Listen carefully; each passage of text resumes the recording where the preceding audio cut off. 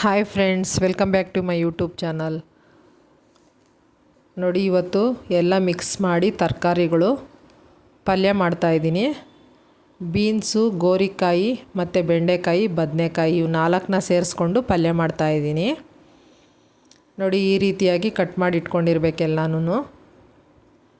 Beans, ಗೋರಿಕಾಯಿ cut ಮಾಡಿದ್ದೀನಿ ನಾನು. ಚಿಕ್ಕ ಚಿಕ್ಕದಾಗಿ ಕಟ್ ಮಾಡ್ಕೊಳ್ಳಿ.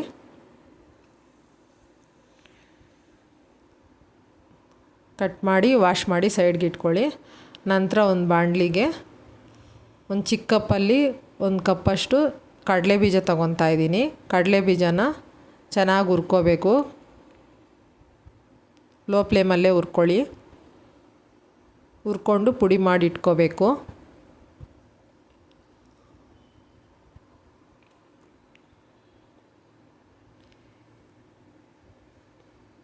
ನೋಡಿ, ಈಗ ಹುರಿದಿದೆ. ಸೈಡ್ಗೆ ತೊಗೊಂಡಿದ್ದೀನಿ ಪುಡಿ ಮಾಡೋದಕ್ಕೆ. ಈಗ ಎಣ್ಣೆನ ಸೇರಿಸ್ತಾ ಇದ್ದೀನಿ ಒಗ್ಗರಣೆಗೆ.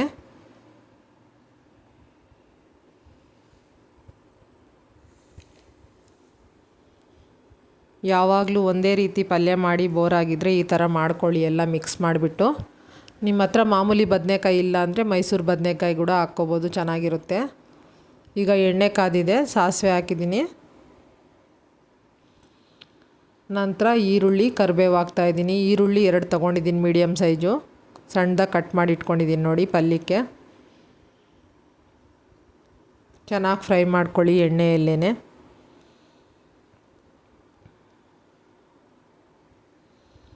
ಹಿಂಗೆ ಮಾಡೋದ್ರಿಂದ ಮಕ್ಕಳು ತುಂಬ ಇಷ್ಟಪಟ್ಟು ತಿಂತಾರೆ ತರಕಾರಿಗಳು. ನೋಡಿ, ಮೊದಲು ಬೆಂಡೆಕಾಯಿನ ಕಟ್ ಮಾಡಿ ತೊಳೆದು ಹಾಕ್ಕೊತಾ ಇದ್ದೀನಿ ನೋಡಿ. ಎಣ್ಣೆಯಲ್ಲಿ ಸ್ವಲ್ಪ ಹೊತ್ತು ಉರಿಬೇಕು. 1-2 ನಿಮಿಷ ಆದಮೇಲೆ ಬೇರೆ ತರಕಾರಿ ಸೇರಿಸ್ತೀನಿ ನಾನು.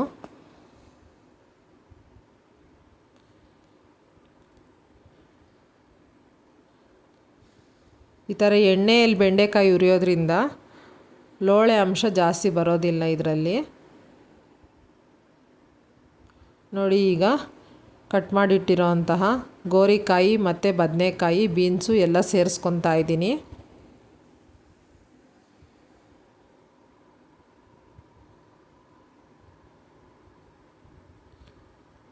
ಇನ್ನು ಯಾವ ತರಕಾರಿ ಬೇಕಂದ್ರೂ ಹಾಕ್ಕೋಬೋದು ನೀವು. ಚಪ್ರದ ಅವರೆಕಾಯಿ ಇದ್ದರೂ ಇದಕ್ಕೆ ಸೇರಿಸ್ಕೋಬೋದು, ಚೆನ್ನಾಗಿರುತ್ತೆ. ಇದಕ್ಕೆ ಮಸಾಲೆ ಏನೂ ಬೇಕಿಲ್ಲ, ತುಂಬ ಈಸಿ ಮಾಡೋದು. ಮತ್ತು ತುಂಬ ಬೇಗನೂ ಆಗುತ್ತೆ ಈ ರೆಸಿಪಿ.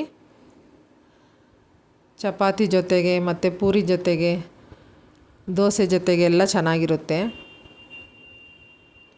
ನೋಡಿ, ಈಗ ಸ್ವಲ್ಪ ಸಾಲ್ಟ್ ಸೇರಿಸ್ತಾ ಇದ್ದೀನಿ. ಚೆನ್ನಾಗಿ ಹುರ್ಕೊಳ್ಳಿ ಎಣ್ಣೆಯಲ್ಲಿ.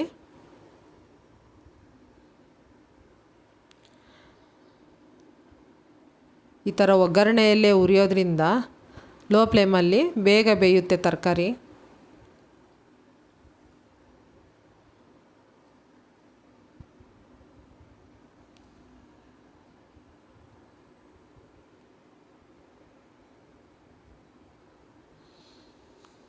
ನೋಡಿ, ಬೆಂಡೆಕಾಯಲ್ಲಿ ಲೋಳೆ ಅನ್ನೋದೇ ಇಲ್ಲ.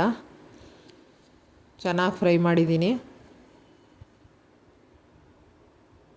ನೋಡಿ, ಚೆನ್ನಾಗಿ ಹುರಿದಿದೆ.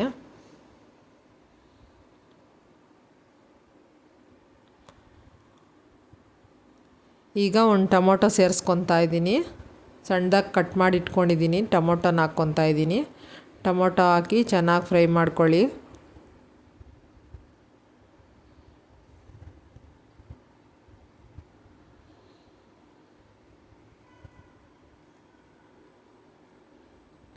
ಈ ಪಲ್ಯಕ್ಕೆ ಮೇಯ್ನ್ ಇಂಗ್ರೀಡಿಯೆಂಟ್ಸೇ ಕಡಲೆ ಬೀಜದ ಪುಡಿ. ಚೆನ್ನಾಗಿರುತ್ತೆ ಹುರಿದ್ಬಿಟ್ಟು ಹಾಕೋದ್ರಿಂದ.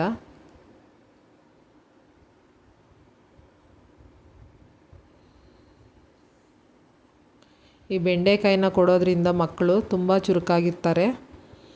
ಆದ್ದರಿಂದ ವಾರಕ್ಕೆ 2 ಸಲ ಈ ಥರ ಪಲ್ಯ ಮಾಡಿ ಕೊಡಿ, ತಿಂತಾರೆ, ಇಷ್ಟಪಟ್ಟು ತಿಂತಾರೆ. ನೋಡಿ, ಈಗ ಬೇಯ್ತಾ ಇದೆ, ನೋಡ್ತಾ ಇರ್ಬೋದು. ಈಗ ಚಿಲ್ಲಿ ಪೌಡ್ರನ್ನ ಹಾಕ್ಕೊತಾ ಇದ್ದೀನಿ ನಾನು. 1 ಟೀ ಸ್ಪೂನ್ ಹಾಕ್ಕೊತಾ ಇದ್ದೀನಿ. ನೀವು ಹಸಿಮೆಣ್ಸಿನ್ಕಾಯಿ ಯೂಸ್ ಮಾಡಿದ್ರೆ ಹಾಕ್ಕೊಳ್ಳಿ. ಮತ್ತು ಸ್ವಲ್ಪ ಕೊತ್ತಿಮೀರಿನ ಕಟ್ ಮಾಡಿ ಹಾಕ್ಕೊಂಡಿದ್ದೀನಿ. ಹಾಕ್ಕೊಂಡು 1-2 ನಿಮಿಷ ಚೆನ್ನಾಗಿ ಬೇಯಿಸ್ಕೊಳ್ಳಿ. ಲಿಡ್ನ ಕ್ಲೋಸ್ ಮಾಡಿ ಅದೇ ಬೇಯುತ್ತೆ. ಇಲ್ಲ ಬೆಂದಿಲ್ಲ ಅಂದರೆ ಸ್ವಲ್ಪ ನೀರು ಸೇರಿಸ್ಕೊಂಡು ಬೇಯಿಸ್ಕೊಳ್ಳಿ. ನಂದೇನೋ ಹಾಗೇ ಒಗ್ಗರಣೆಯಲ್ಲೇ ಬೆಂದಿದೆ ನೋಡಿ. ಈಗ ಕಾಯಿ ತುರಿ ಹಾಕ್ಕೊತಾ ಇದ್ದೀನಿ. ಕಾಯಿ ತುರಿ ಹಾಕಿ ಕಲಸಿ ಕೊನೆಯಲ್ಲಿ ಕಡಲೆ ಬೀಜದ ಪುಡಿ ಸೇರಿಸ್ಬೇಕು. ಬೆಂದ ಮೇಲೆ ಸೇರಿಸ್ಕೊಳ್ಳಿ, ಇಲ್ಲಾಂದರೆ ಪೌಡ್ರುಗಳೆಲ್ಲ ಹಾಕಿದ್ಮೇಲೆ ಅದು ಬೇಯೋದಿಲ್ಲ ನೋಡಿ. ಈಗ ಪುಡಿ ಮಾಡಿಟ್ಕೊಂಡಿರೋ ಅಂಥ ಕಡಲೆ ಬೀಜ ಹಾಕ್ಕೊತಾ ಇದ್ದೀನಿ. ಹಾಕ್ಕೊಂಡು 1 ನಿಮಿಷ ಫ್ರೈ ಮಾಡಿ. ಈಗ ಎಲ್ಲ ತರಕಾರಿನೂ ಬೆಂದಿದೆ ನಂದು.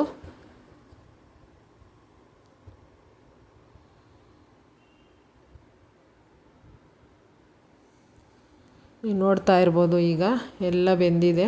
ಮಿಕ್ಸ್ ಮಾಡ್ತಾಯಿದ್ದೀನಿ.